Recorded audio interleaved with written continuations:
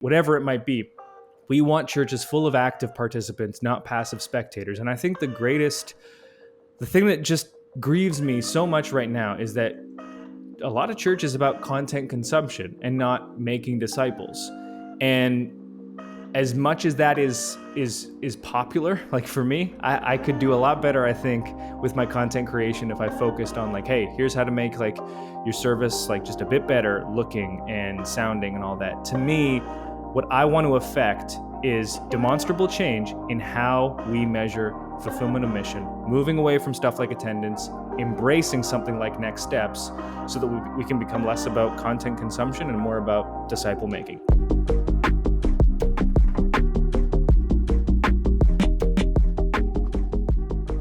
Hey friends, welcome to the Word Made Digital podcast on YouTube. I'm the host, Joanna LaFleur, and this is season 8 of the podcast. Thanks for joining, for catching these episodes. We're leaning into hope and positivity for the future because it's been a rough couple of years. So enjoy this episode of the podcast. And hey, if you want to check out 7 seasons of archives of the podcast, as well as tutorials, practical help for you in church communications, creative, websites, social media, we got it all here on the YouTube channel. So subscribe now and enjoy this episode.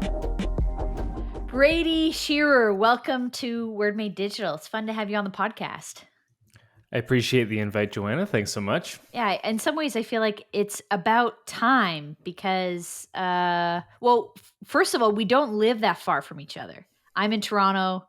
You're maybe 2 hours at the most away from me. Hour and 10 from the Toronto airport. So, it really depends on where in the 6 you are. Okay, I'm downtown, like in, like by the Eaton Center, if that will mean anything. Sure, yeah, a little longer listening. then, yeah. Yeah. But, I'm glad to have you on the podcast. Before we go too much further, there will be people who know who you are, but maybe people who don't. So please introduce yourself. Certainly. So my name is Brady Shearer. Like Joanna mentioned, Canadian. I live in Niagara-on-the-Lake with my wife and daughter. I run a company called ProChurch Tools, and within that company, a platform called Nucleus, which is a church software platform, website builder, donation software, CHMS, kind of all in one suite like that. Started the company third year of Bible college, where I went studied to be a youth pastor. And that was about 10 years ago. So we've been running the company for 10 years now. We're about a team of 15 at this point, 3,000 plus paid subscriptions using Nucleus, our main platform. But really, the driving force of everything that we've done since day one has been content creation and educating churches, as we like to say it, navigate this biggest communication shift in 500 years. So podcasting, if you are into podcasts, we have the ProChurch Tools show, our YouTube channel, TikTok, Instagram, blogging, just been basically helping churches learn these digital skills as they become more and more a part of our everyday life in the world. Yeah. Well, and there's lots of things I kind of want to get into your brain about today, but maybe let's just start here. You have become an entrepreneur, and I'm curious to know if that's how you've always wanted to be. Like when you were a kid, did you see this as a direction, or were you like, the ministry was my thing? Obviously, you were in Bible college, and this sort of happened like a happy accident. Yeah, it's a little bit of both, because I remember I grew up in a really small Baptist church, like 20 people. We didn't even have a PA system, so we would just have acoustic guitars, preachers at the pulpit without a microphone. And what I do distinctly remember about our pastor is that he wore a jacket and tie, and he always had a briefcase. And I remember sitting in church at that time, not especially interested, but thinking, wow, one day when I grow up, it would be so cool to like wear a suit and go to work in like a big high-rise building with a briefcase, and I could be like a businessman. And, business has fundamentally shifted, at least the possibility of what business can be since the advent of the internet. But then the other side of that was also ministry. I remember finding my place in church, finding my faith at a Pentecostal church that I started going to youth group. And I found for the first time really belonging as a awkward adolescent in that church. And I had this great desire to be in ministry, and kind of similar to like my friends outside of the church world who would be in high school, look up to their teachers, and they'd be like, I guess I'll become a teacher. Kind of looking up to my youth pastor, being like, I guess I'll become a youth pastor. I Right. went to Bible college, and a few years in, I started to realize, like, I just don't have the relational bandwidth to be a good minister, especially of youth. Like, they just need Mm. so much of our time and energy. And I'm an introvert, so I don't get recharged being around people. I enjoy it, but it's draining for me. And I kind of just was assessing my own limitations and like, okay, I want to serve churches. Like, I want to work with churches, but I also don't think I'm going to be a good fit for vocational ministry as a pastor working with people. And that was where I started exploring my interest in creative media and the world of digital. And so that's where the idea for ProChurch Tools came out. I just bought the URL, the domain. I'm experimenting with WordPress themes, trying to figure out how to get like the theme to look how I want. And then I start a podcast, start publishing blog posts because And I was had this been. like 10? Are you talking like 10 years ago That's or right. This ish? is third year of Bible college. So that's 2013. Yeah. Yeah. Okay. And so I was also in that same time hired on as the media director at my local church. And so I'm doing that 20 hours a week. And they basically put a DSLR camera in my hand, gave me a MacBook and said, okay, all of the media side of things we want you to do. So just learn it. And so I was just picking up the skills as I went. And then I'm back in class the next day looking around to my peers and I'm thinking, man, once they get in ministry, like, yeah, their official title is going to be worship pastor, but then lead pastor is going to go to them too and be like, hey, like we need a Facebook page back in Yeah. 2013. Yeah, And so literally, I'm like like, we need someone to figure out how turn on, like start Instagram, open an account. How does this work? And like nobody got precisely. trained in that. Yeah. So I figure if I'm learning these things on the fly, others can and will need to. And there's not really anyone creating that kind of education content. So I'm just going to start making videos on how I'm learning and hopefully others can learn as well. And who was some of your inspiration, to start? Maybe you can't even think of who it was anymore, but I'm curious, maybe even today, like some of the inspiration because you have like as everyone would, you have like your tone of voice, you have like a brand look in terms of like your approach to how you talk. There's something uh sort of like that reminds me of some other people on the internet in what you do. I don't mean that in a negative way. I mean like, oh, there's sort of like this Gary V, swagger to you or something. So I'm curious, like, what were some of the things that were inspiring the content creation side? Like, were you looking at people doing it in other industries and saying the church needs this too? Yeah, I think that's a pretty good insight because I feel like when you're trying to discover your own voice, at first you're basically just copying others. Yeah, And that's probably then the true. more you copy others, the more you kind of like take pieces and bits that resonate with who you are deep down. And then other parts you're like, okay, I tried on. It's kind of like, fashion. I tried on. It looks good on that person, but doesn't look good on me. And then you try on something else. It's like, oh, it looks good on them and it looks good on me. Okay, so I'm going to keep this. I'm going to discard that. And then you Yeah. do the same with another person and another person. And then eventually you publish enough, you create enough, you hit record enough, and you feel like, okay, I'm starting to develop my own voice, which is really this combination of all these different influences. And so something that I've done naturally and now kind of systemized because it seems to be helpful for me and what I'm trying to accomplish is I'll look at creators outside of the church space and I have a lot of different interests. And so I'll like listen to how they speak and in the world of social, like, oh, that's how they design their thumbnails. Interesting. Okay, so they start their videos this way. So like as a really practical example, lately I've been getting into fragrances, which is a really obscure like world niche. Yeah, There is a okay. huge like group of YouTubers for like men's fragrances. They Huh. call themselves like frag heads, as in like fragrance heads, which All is right. the worst possible name. Frag head. It's awful. It's not Anyway, drawing me in so far. All right. no. So I've been watching a lot of these videos because it's just something I've been interested in. Yeah, sure. And they're their own little niche. And they do their videos in a way where, okay, so they need to promote, okay, but they do it in this way. And a lot of them publish videos every single day, which is really weird. Or not weird, it's unusual for the creative space. Oh, it's where a like lot maybe of you have work. a, That's a ton of work if you're talking daily yeah. content. Yeah.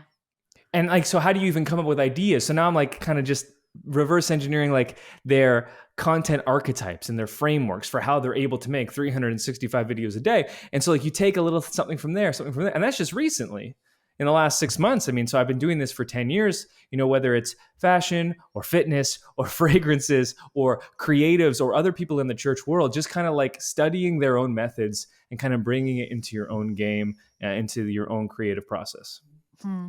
Yeah, it's interesting you're saying this because one of the things I often say. So I've been doing Word Made Digital. Like I left full time pastoral ministry, local church, mega church work about 3 years ago, and what I often say is like for not maybe not for everyone, but for me, and I think it's a common experience.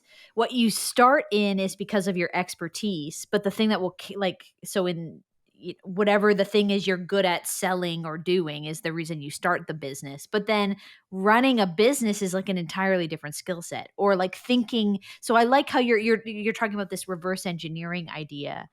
What and maybe for other people it's like they're a business builder first, and in some ways it didn't matter if they were selling cars or ice cream or church products.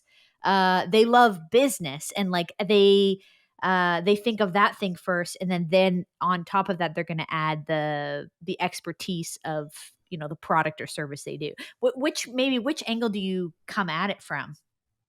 Well, it's certainly one of the biggest challenges, I think, of running your own business. And I really like talking about this with other business owners. So, this is a common subject that my barber and I will discuss because he runs his own shop. Or I was at the Yeah. dermatologist last week. And so I'm asking the dermatologist, okay, like you obviously you're a doctor, but you're also running your own practice. And so you have to be both. You need your craft, and then you also need the kind of corporate organizational side of things. And I don't think it's something that gets talked about too much when you start your own business. At my dermatologist appointment last Friday, I'm with one of the nurses or one of the techs, and she says, "This is my final 30 minutes at this job." And I Huh. go, "Wow, okay, that's pretty cool." She's like, "I've been here like this many years." And I'm like, "What are you doing?" She's like, "I'm starting my own practice, and so I'm going to be doing facials and doing all these sort of things." And then we were talking about like certainly she's been at this practice for the longest time. She's really skilled in the actual, oh, I can do a facial especially well. Now she has to do all of the accounting and the taxes and the marketing and the sales and the hiring eventually, and then team Yeah. management. And it really never ends. I mean, we started doing work. And we have two companies now. It's where one is in the States and one is in Canada, and then there's another entity that owns both. And so now it's like multinational, and that was a brand new challenge in the last 24 months that brought about it like new accountants. And we had to hire an accounting firm that advertises at the Jays games, like their name is on the. I was like, okay, now this is like the big leagues, no pun intended. Like, so there's always a new challenge as Yeah. well. At the same point, I also need to be getting better at my craft at all times. Like TikTok is evolving and Instagram is evolving, and so me as a creator, I need to be continuing to hone my skills and improve my craft in that way as well. So it's really never ending. Yeah, yeah. And I think some people, there's in the hustle culture or there's so much content out there about people going out and making whether small money or side money or big money, doing their own business. It's fashionable because there is so much opportunity in the digital world. But then people get into it and they're like, "Oh, I'm not sure I was cut out for this." Because you got to do the accounting and the hiring and the HR and the, financial forecasting and I don't know, whatever the 100 other things are that you do as a business owner. And so let's talk about that in terms of like what I would call like the pivot, or maybe it's the like how risk adverse a person like you might be. Because I've seen like my understanding is, and correct me if this is the wrong timeline, but at a very early on, you guys were doing like announcement videos, like that was the business. And you're nowhere near doing like you're not doing anything like that now in terms of what you would sell to clients and to churches. So how have you made those pivots? What were the things that made those changes happen for you? When you think of moving from maybe one product to another, like how did you know it was time to change? Kind of open. I don't know. Broad question. Trying to get into this part of your brain. Sure. So the one constant since the beginning of the company has been building our audience, building trust, creating free content, educating. That has been the constant from day one till now. We're just as invested in that now as we Mm, were 10 years ago, and we are even more invested going forward. But our product offerings have changed. So at the beginning, we did productized services. This is agency work. Many listeners will be familiar with that. So we did video announcements for churches. We'd work specifically one-on-one with clients. They'd pay us a monthly retainer. From there, we moved to digital products. So I mm. was making courses and ebooks and that sort of thing. And then the final stage where we're at now was pivoting to software. And software has been by far the biggest challenge. It has also been the most rewarding from a business standpoint. And so we were about 5 years into the business. So this was about 5 years ago. And I was taking inventory of where we were at that point. And it felt like, if something ever happens, yeah, I don't know, economically or in the church space, or like, it's really tough to like see a runway with only digital products. And I wasn't loving doing the agency work ongoing either, because since the start of the business, my main reason I started the business was because I wanted freedom of time. And I was Agency newly work. married Yeah, that can be a time at the sucker. I hear what you're yeah, saying. exactly. And we had created really good systems, so it didn't even require too much work from me, but it required a bunch of work from our employees. And so basically, I was just forecasting, and one of our company's values is clear the runway. And the idea behind that is that we want to be able to do what we're doing for as long as possible without having to make like really unfortunate compromises or choices that like, hey, in an ideal world, we wouldn't make this decision from the business standpoint, but hey, we've got to run payroll. And so pivoting to software was kind of our big gamble on that.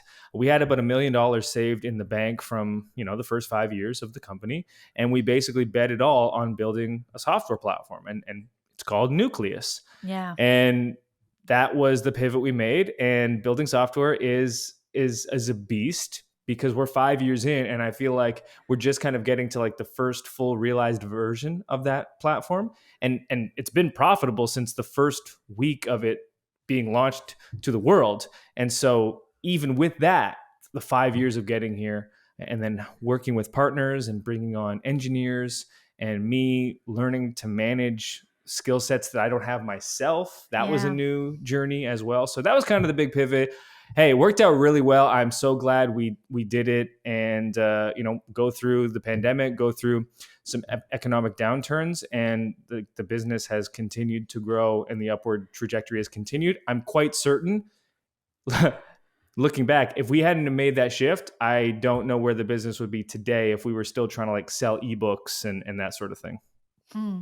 And okay, so then will I say because you don't think there's too many ebooks, like it's a saturated market, or you say that because like your heart wasn't in it anymore, you didn't want to do ebooks anymore, or do you just fundamentally think it was a bad, you can't make money doing the courses and the ebooks and the whatever. No, it's just really the different nature of those two products. Like, you have to keep selling to the same audience, or you have to keep finding new customers to sell that same ebook or creating new ebooks. Yeah. Whereas with website software, donation software, people management software, churches will pay that on a recurring basis. And yes, it's more difficult to maybe acquire those customers, but once you have them, the churn rate is very low because churches are going to still need websites. Churches are still Yeah. going to need to process online donations. And so it was more the stability of those products versus the others. And it was tiring creatively to like, okay, we got to do another launch to sell another course or another ebook. I mean, we did this pretty preemptively, and it wasn't like you turn on one product, you turn off another. There was always this transition period. And so it's not like I ever got bored. But now looking back, and who knows, maybe this is revisionist history looking backwards. Like, feels like that wouldn't have been a sustainable profit stream, especially when it was the dominant profit stream for us. Yeah. Well, and I just think, I don't know, who you were having these conversations with, but saying like essentially you're talking about you took $1 million risk, and risk is maybe there's a calculated risk, a thoughtful risk, I'm sure, but like what kinds, and then I would imagine some of the people who were on the team who did the one thing, I don't know, but could they come do the new thing? Like you hire people for one, and now you're saying, okay, we're going to invest $1 million into building something entirely different, and we need different people to do that. Or hey, to your wife, like, hey, what do you think about us spending $1 million on this thing? I guess I'm curious about some of those harder conversations, or the ones you said, like, yeah, let's go for it. Like, I'm thinking, for those leaders and churches that are listening who are thinking about taking a huge financial investment to try something new, because what got us to here won't get us to the next thing.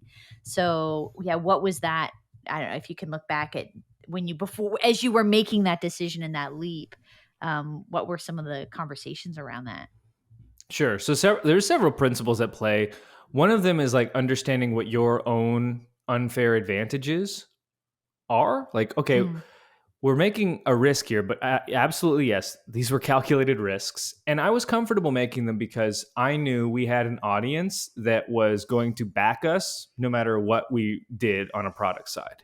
And mm, that's because I have been like building trust with our audience of, tens of thousands of church leaders over, at that point, it had been 5 years. Now it's been a decade, to the yeah. point where if we spin up a new product or announce a new endeavor, I'm pretty confident that they will be willing to like invest in that without demonstrable proof or a long history of that product existing. Case in point, when we launched Nucleus in 2017, we had 1,000 churches sign up for paid memberships in the first week, because we're Amazing. like, hey, we built this new software. And they're like, you know what? We're pretty confident it might not be perfect, but we're confident that Brady will lead this to a place that will be helpful for us. Mm. And I think they were correct on both fronts. Like the text editor famously in our own internal circles wrote backwards when you signed into Nucleus in that first week. That's awesome. Like just I complete mean, not dysfunction. awesome, but that's funny. Yeah. But now, like going forward, like we have, if you go to nucleus.church/results, I think is the URL. That's where we like put all of our testimonies. And there's just like dozens and dozens of churches that have reached out and been like, hey, we use your software. It has resulted in more next steps, more active participation, more people getting involved in our church, which is really the core promise behind Nucleus. And that's what it's all about. Like, and we've been with you for this many years. This is a really great testimony to that. The first church that ever paid us money was this church from Jacksonville, Florida. And I distinctly remember it because I remember the email coming through, and this was for video announcements like 10 years ago. Like, hey, this church has signed up. I was like, oh my gosh. I call my mom because my wife is at work. Mom, I made money on the internet. And she's like, oh my gosh, you did it. Like you actually someone paid you money. I was like, it's just one, but if I can get one, I can get 10. If I can get 10, Yeah. and Yeah. that church is still using now Nucleus. So they graduated from video announcements. They started doing them themselves. They're still a customer of ours. They've been our very first ever customer, and they're still paying us every single month. And that's just one example, but there are thousands of churches that support us in that way. So that was our unfair advantage, where I was like, I think we can make this profitable. Yes, we'll invest a ton up front, but I think cash flow wise, we can get it profitable right away. And again, that's kind of like, digging your well before you need it, because before it was ever producing revenue or producing anything, I was publishing blog posts and podcasts for my mom to read, essentially listen to, and no one else.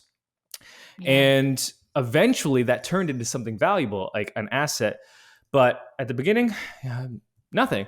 And so a lot of it is like investing first and, planting first and harvesting later. So that was one of the unfair advantages, like one of the principles. The other principle when it comes to people working and them changing their roles, a unique thing about our company is everyone that works in the Canadian office, so everyone that works under like the official ProChurch Tools Inc. division, we've been friends for a long time. Like I met most of them in high school. None of us have experience in any of this. And I hired them because I was like, hey, I want to kind of bring my friends along with me. So another value we have at our company is called the family that you choose. And the idea is that like a lot of times as adults, you have to say goodbye to relationships because the forces of life require it. You got to move to get another job. You know, your friend moves away because their career or whatever it might be. And growing up, I remember like none of my friends or none of my parents, not my parents nor my friends' parents, seem to have like close friendships. It's like you have kids and your career becomes a thing. It's something like you lose touch. And that Yeah. was something that I really didn't want to happen. And so I thought, okay, like first thing I wanted was freedom of time for me and my family. Okay, my wife is no longer working 2 jobs. That's great. She no longer comes home. You mentioned my wife. She no longer comes home to me sitting in a bathrobe being like, I got the WordPress site up. And she's like, okay, I spent 8 hours at insurance. I'm going to go work at Zara retail all night. But congrats on you and your WordPress site. You know, there was a lot of faith early in those years. First year of the business was also first year of marriage. So, Wow. Yeah. but then it was like, okay, how do I translate this to my friends? Like, can I bring them along for the ride? And can we like stay as this close unit, the family that you choose? And so, yeah, when we shifted from productized services, agency work to like software, that was a big change. And a lot of them went from like video editors to customer support people. That was like one of the changes. There was plenty of others, but we've never had anyone transition except for 2 people. One moved away to a different country and another went to start his own agency. So we never had to let anyone go, never had anyone transition aside from like them wanting to move on to like the next phase of their life. And I mean, I might be more proud of that than the fact that the software gamble worked out. Well, yeah, I mean, I'm thinking about people listening, a lot, not all, but lots of people who have like church work experience. And if not, they can appreciate this complexity of, and I found this too, like you're in a work relationship with people, personal relationships, your family's involved. If they go to the church, your I don't know, your pastor is maybe also your boss. I'm just speaking to, there's complexity in relationships when you're working with people who you have other kinds of relationships with. So what would be some of the ways that maybe do you have a tip for people who, because that's a lot of us, I think, listening are dealing with people who they have a work and some other kind of relationship. Like maybe like what's one of your approaches to communication or conflict management or, those kind of things? Because you're talking about long-term stick with it crew on your team. That's really kind of remarkable. Yeah. And it's interesting, like, let's say we're 30 now and we were 20 when we all started. Like people change a lot in that time as well. And so the person that you hired, or me, even the boss, am I the same person that I was 10 years ago? No. And so irrespective of the depth of the relationship, like people also change and they evolve and they grow. I'll go back to one of the values we have at our company. This one is say the quiet part out loud. And the whole point of that is like we value speaking plainly. You know, what we're trying to do is ambitious. We kind of recognize that. And fundamentally, we just don't believe in trying to hide the real thing that we're trying to say. And so what we've tried to do is foster a atmosphere where like we don't let bitterness simmer. We don't let conflict get resolved in an incomplete way. Like we don't take the shortcut to like, no, it's all fine when things aren't really fine. Yeah. You know, practically, this looks like an employee coming over 2 weeks ago, Friday night, to my house at 10 p.m. And like him and I are hashing things out because he's like, I got to say the quiet part out loud. I don't think I understood what you said and it kind of hurt my feelings. Like, and we had to resolve that. And I said to him, look, it's really good that you did this because most people would just let this simmer because it's not worth the confrontation because the confrontation is so uncomfortable. I'm just going to like, whatever, it's fine. Water under the bridge, but it's not really. And if you're trying to have relational longevity, which is what the whole point of the family you choose, that value is, then you have to basically look each other in the eye when conflict happens.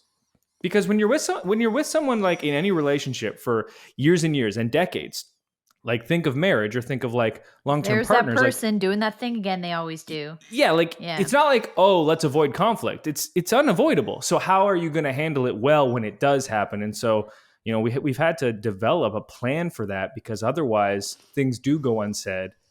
The path of least resistance is incomplete conflict resolution. You know what? Yeah, we're both fine. Move on. And we're like, no, we're just not going to tolerate that. Yeah.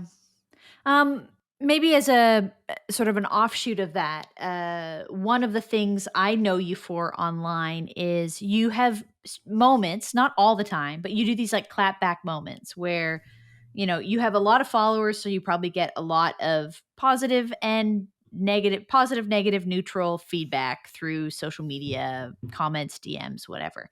When do you decide? Is it just in the moment? Like you're just like, this guy's Yes. annoying me today. What is there any thought you have behind that? Because everybody listening is going to get these comments sometimes if they're running an account. How do you decide what's worth? Because there's the risk of like, well, what if this is a customer, or what if this is someone? Now I have you offend for, and they're part of the community, or I don't know, whatever. How do you figure that? How do you navigate those conflicts and criticisms online? Well, I don't think I've always done it well. I don't know if I still do it well now, but there are two distinct categories. Like, one is the category of like, oh, there's like a real theological difference here, or there is a real political difference. There's a real, oh, you're from a different country than I am, and we have completely different worldviews just in that respect, even though we claim the same faith. So that kind of stuff I tend to, nowadays anyway, try to tread a bit more carefully on. The other category is what I call faux outrage, which is where it's completely inconsequential to everyday life. And that's where I do have a lot of fun. So, one of them recently that is ongoing is I use a Rode Wireless Go microphone when I'm recording my TikTok videos. And if you're unfamiliar with that piece of camera gear, it's this little tiny square that is a microphone. So it can clip onto your collar and work as a lapel mic. But you can also hold it. And it's this tiny little microphone. And so it looks really funny because, like, if you're used to a pastor preaching with a microphone, like, oh, that's a regular sized Shure SM58 or whatever. And this is like this tiny little microphone. And so people get really pressed in the comments, like, why is your mic so small? And so then out of that kind of ridiculous comment came Team Tiny Mic, which was, this grassroots movement amongst our audience where we were like, we're not going to take this slander. And yes, our mics may be tiny, but we are mighty and we are one and we stand together. And so anytime someone comments on that, at least recently, this is like, the flavor of the month for faux outrage, just go out of our way. Because the other part is like, look, church media is kind of dull as a content like category, right? Like, it is easy to drive clicks in sports with hot takes and politics with hot takes. Like, church media is like, that camera sucks is about as, inflammatory as it gets. Yeah. So you have to generate this faux outrage every so often. Yes, there's a strategic element to this, for the sake of engagement. And so, whether it's me saying to Americans that Chick-fil-A is dramatically overrated, or getting worked up about Team Tiny Mic, or whatever the flavor of the week or the month is, in the faux outrage category, I do feel pretty free to, run wild and have some fun. It's not that I won't address the more serious topics, because again, that value of say the quiet part out loud, that doesn't just apply internally, but it applies externally as well. It's like, hey, I don't know why this was, but this is something I noticed right away when I started creating content 10 years ago, is that church creators or creators in this church space tend to sidestep anything that is confrontational or with conflict. And I was like, look, that's just not my personality. And I also don't think like it's always healthy. And so like, we're going to talk about the stuff that is happening behind the scenes. We're going to talk about the stuff that people would prefer to sidestep because it's more comfortable, and doing that in a delicate way, doing that with integrity is part of maybe what I've learned over the 10 years. Cause I've definitely had like moments where I've done it flippantly, which isn't effective nor like useful for anyone. So yeah, Chick-fil-A, overrated. I live very close to Chick-fil-A, and of course I only ever feel like eating it on Sundays. It's this classic Chick-fil-A problem of like, what I could really go for today is like a spicy chicken sandwich. And I'm like, it's Sunday, it's closed. Anyways, Yeah, and would you say this is part of how you've grown an audience online? I mean, I'm talking about the social media audience. Like you're trying to entertain too. There's something about what you're doing that's not you're trying to take some stuff that can be pretty boring about like, Sony versus Canon cameras. There's lots of videos on the internet already about that. Or I don't know if you've literally made that video or not, but it's a bit dry. And so do you think that's been one of the Team difference Sony. makers for you? Yeah, Team Sony. Team Canon over here. But Oh, yeah, look, I didn't even realize. Look, here's the tiny mic. It's right here. Look how tiny this mic is. there it is. So this is me Everybody, talking to the if mic. you're Sorry. yeah, If you're watching, yeah. most people are just listening, but if you go to the YouTube channel, yeah, you'll see it. Sorry, when I yelled Team Sony, I was holding up a Sony camera. Apologies for not considering the audio medium. I'm a podcast listener, and people do that, and I'm like, no one knows what you're doing, man. You got to explain that. Yeah, but like, is this like is it part of your approach? Is like even in what you're seeing from other industries, like trying to make the content. I don't mean like you're stirring up controversy to stir it up, but like you're thinking about how to entertain or engage the audience in that way. Like I guess on the growth side of like what keeps people coming back or wanting to click follow. Sure. There's a common refrain in the church world that like how you draw people in is how you need to keep them. So if you're a church that like draws people in with like an extravagant presentation, like that's how you need to keep them for the long run. So and I do think there's merit to that. I would say that we try to invert that, at least with our content online, which is the way we draw people in is by organic search. People like typing how to make my website for my church better. That's how we get people. People find us because they have a problem and we have created a piece of content to solve that problem. No one's looking for hot takes or like, funny discourse on these things. They're looking to solve their problem.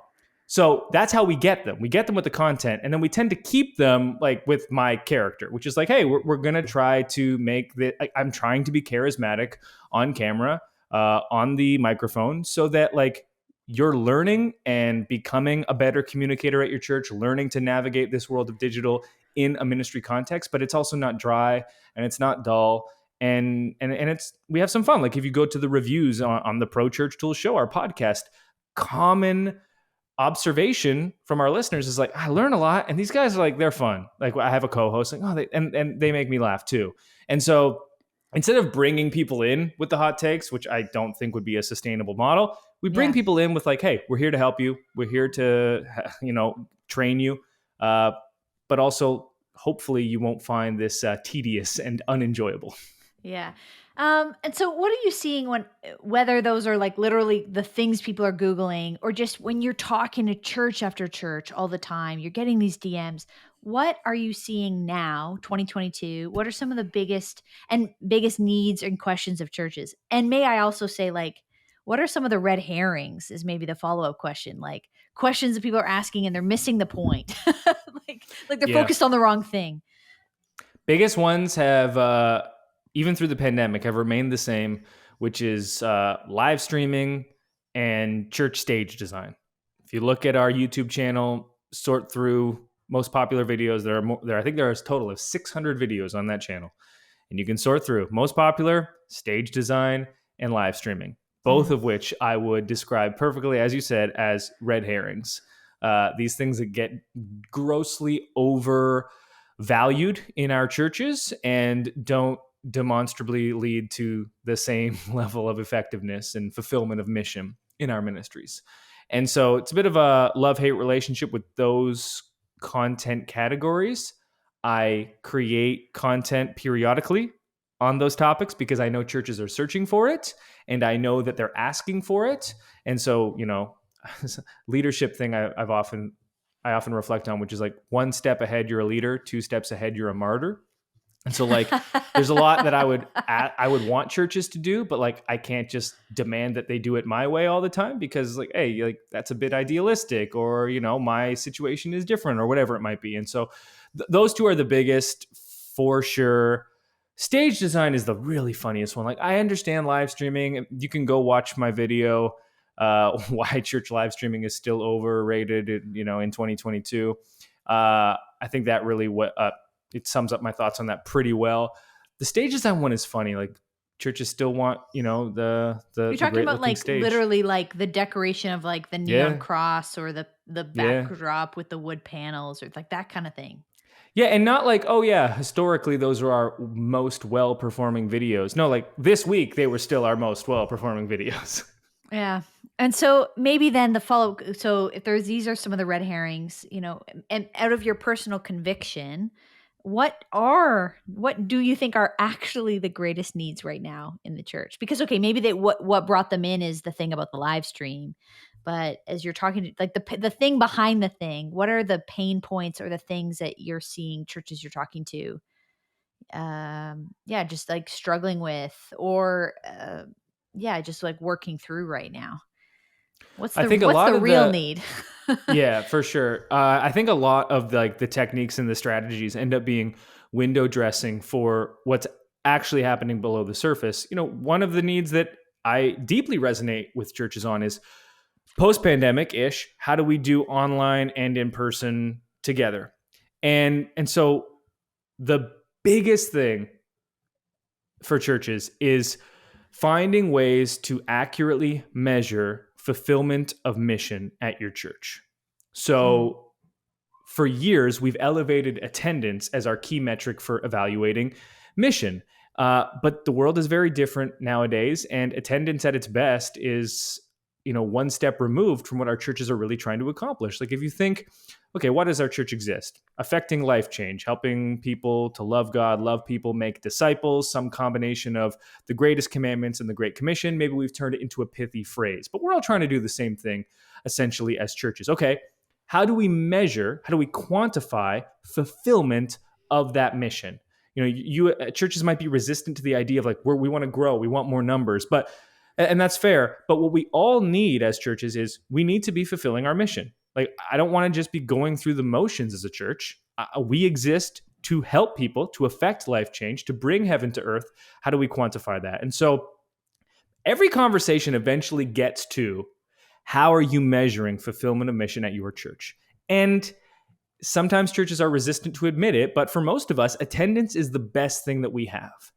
And like I said, attendance can't tell you if more people in your church are like Jesus today than they were a year ago. All it can really tell you is, are people coming each week? And really, are more people coming this week than they were last year at this time?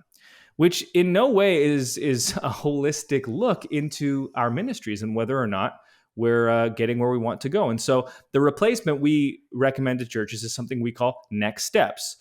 And next step is really any type of action a person can take in your church where they're getting involved.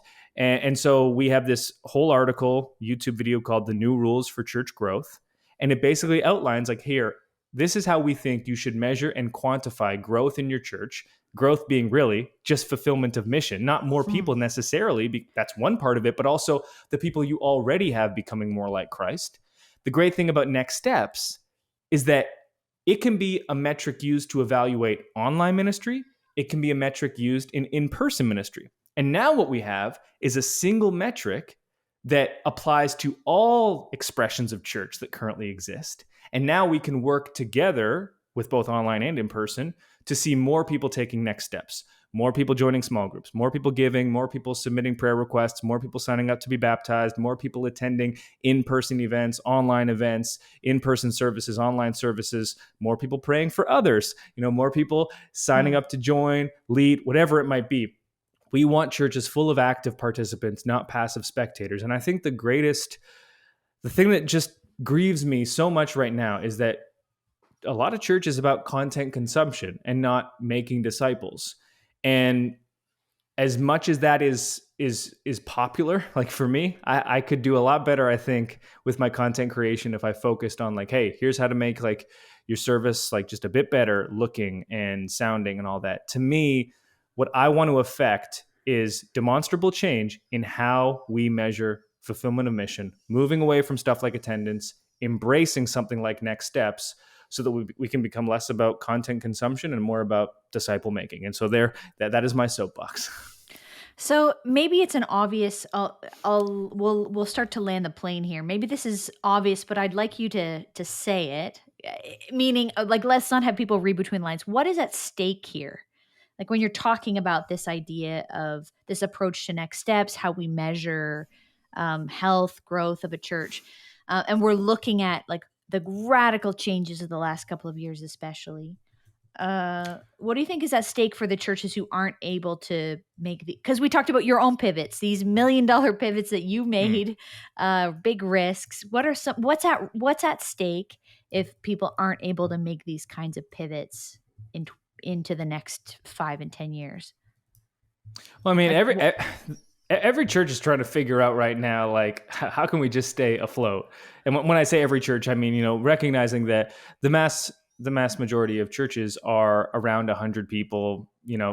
About 90% are 300 or fewer. And so, most churches are trying to navigate a vastly changing landscape where the world of digital has disrupted every single industry. Churches are not immune to this. Church attendance has been on decline since 2010, according to Barna and Pew, well before the pandemic. The pandemic simply served as an accelerator. mm-hmm. And so when I think about what's at stake, one of my guiding principles is that I don't think the church is at risk of like going anywhere. I do think individual churches certainly are at risk. And what to make matters even more challenging, the average lead pastor, Protestant world in the States at least, is around 60 years old. And so they're trying to figure out, how do we pass the torch to the next generation without it ending in a moral failure, public debacle? Well, I mean, that's its own thing. I'm laughing, but it's not funny. Yeah. How do we pass the torch to the next generation? Our congregation, though, right now is like 90% seniors as it is. So, sure, we want our church to continue its legacy into the next generation, but we also want to serve our existing congregation, which is mostly 60-year-olds. And so I don't think there's an easy answer there. I think it's okay for some churches to say, look, we have been with these people for 30, 40 years. And sure, they're in their 60s or 70s now, but they've still got 10, 20, 30 years left on this earth. Yeah, maybe we just want to have our church run it out with these people. And another church will be planted and take its place, but not every church is going to figure out this massive shift. At the end of the day, though, I couldn't run my organization if I didn't have a laser focus on the key metrics that allow us to, going back to that value, clear the runway. Our organization is able to do a lot of pretty amazing things only because we have the freedom to make those choices. The freedom to gamble on, let's say, the software, knowing that the worst case scenario was we still had contingency plans. And so same goes for a church. If you don't have ways to properly evaluate whether or not your church is growing, whether or not your church is healthy, because we've been using attendance for so long, which is just not going to give us an accurate, holistic picture into the growth or health of our churches, it's really difficult to properly lead through such a tumultuous time if you don't even have reliable indicators of your church's internal health.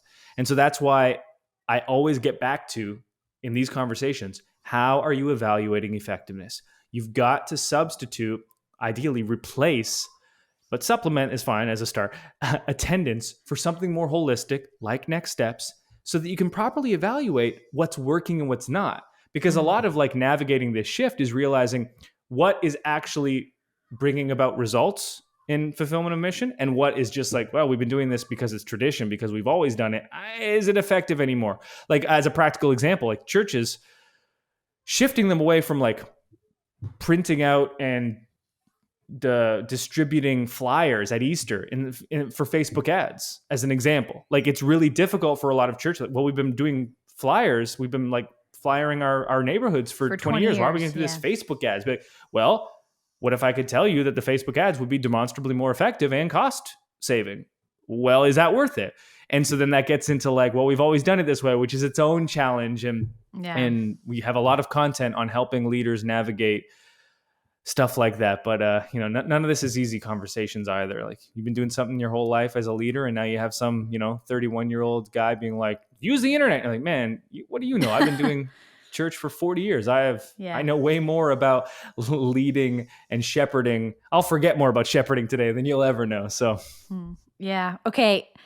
As we wrap up here, I have a few just fun questions we ask everybody who comes on. First one is best spot to travel.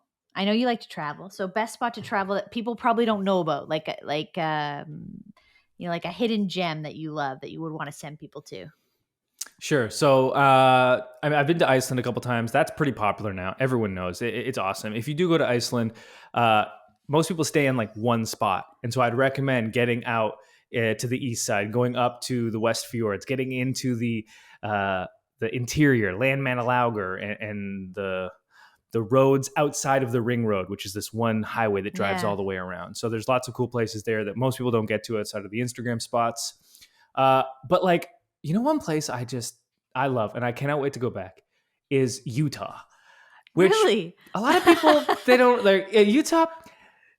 The desert of Utah, Moab, and like places around there into the Navajo land. Like, I've been to a lot of places and I've never seen landscape like that. The red desert in Utah is unlike really anywhere I've ever been. I only got to spend 5 days there. We drove all the way from Vegas up to Moab and back, tons of driving, and just really memorable time there. So I'll say Utah because it's probably accessible for a lot of people listening. Yeah. It's a flight to Denver, 4-hour drive from there to Moab, and the desert there is very, very cool. Okay, I love that answer. What's a book that changed how you think about something? I read the E-Myth Revisited when I was probably about 2 years into running the business. And the thesis of that book was, okay, you need to stop doing everything as a leader and figuring out what you can delegate versus what you need to keep doing. Mm-hmm. And I would say that really changed the trajectory of the business, the E-Myth Revisited. Awesome. A movie that has made you cry? Oh, Arrival, probably. I definitely cried at Arrival with the aliens when they come, and yeah, that was a good one. The last one is you're going into an ice cream shop. You got like at least 50 flavors, like the classic ice cream shop. What's your go-to? Yeah, so we went to Avondale Dairy Bar last night, which is a famous Niagara-on-the-Lake ice cream spot. If you're ever down here, definitely check it out. And I made such a mistake because I was like, you know what? I always get the same thing. And so I was like, I'm going to go with Moose Tracks today.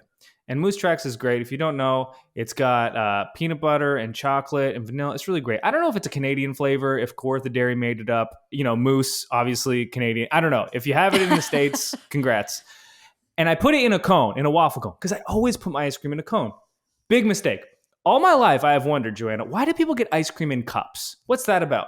They do it because they get a savory flavor, one that does not need a cone next to it. My whole life, I've never gotten savory flavors. Here are my 3 flavors, all right? Because I'm a child. Number 1, bubblegum. Number 2, cotton candy. And number 3, cake batter, birthday cake, whatever it is. Those go great in a waffle cone because they're very sweet. You get the savory of the waffle cone. So yesterday, I'm eating my Moose Tracks in my waffle cone, and my friends are with me, and I'm visibly irritated. And I'm like, this ice cream is great. I should have got it in a cup. So there is my ice cream choices and stories. Just clearly. Sweet in a cone. No, sweet in a cone. Or savory in a cup. In a cup. There we go. You don't need the savory cone with the savory flavor. It's redundant. This hot takes with Brady Shearer. There we go. Brady, thank you so much for jumping on the podcast today. Where do you want to send people to you've talked about a ton of things that you're working on. Where do you want to send people? Yeah, if you like podcasts, the ProChurch Tools show every Wednesday.